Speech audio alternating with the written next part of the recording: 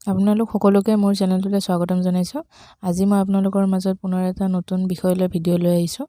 আজিৰ ভিডিঅ'টোত মই আপোনালোকক বিজ্ঞানৰে এনে কিছুমান কথাৰ বিষয়ে আলোচনা কৰিব বিচাৰিছোঁ। আৰু আজিৰ ভিডিঅ'টোত মই আপোনালোকক সঘনে ব্যৱহাৰ হোৱা বস্তুবোৰত কি পদাৰ্থ পোৱা যায় আজি সেই বিষয়ে আলোচনা কৰিম।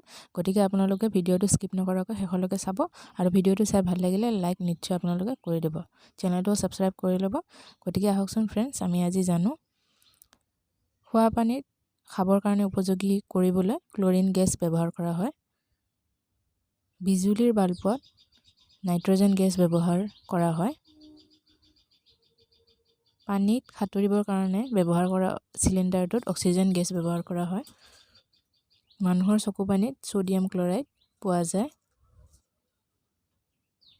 ঘড়ীৰ ভিতৰত জিলিকি থকা পদাৰ্থবিধক ৰেডিয়াম বুলি কোৱা হয়। নকলি সোণ আইৰণ অক্সাইডক কোৱা হয়। থাৰ্মোমিটাৰৰ ভিতৰত জিলিকি থকা পদাৰ্থবিধক পাৰা বুলি কোৱা হয়। গতিকে আজি এইকেইটা বিষয় লৈ আপোনালোকৰ মাজত ভিডিঅ'টো লৈ আহিছিলোঁ। কেনেকুৱা লাগিলে আপোনালোকৰ জানি মোক কমেণ্টছত নিশ্চয় জনাব। যদি ভাল লাগিছে লাইক নিশ্চয় কৰি দিব। গতিকে পুনৰ এনেধৰণৰ জ্ঞানমূলক ভিডিঅ' লৈ আপোনালোকৰ মাজত মই আহিম। আজিৰ ভিডিঅ'টোত মোৰ এইখিনিয়ে আছিল দেখুৱাবলগীয়া। পুনৰ নতুন ভিডিঅ' লৈ আহিম। আজি ভিডিঅ'টো ইমানতে সামৰিলোঁ। ধন্যবাদ।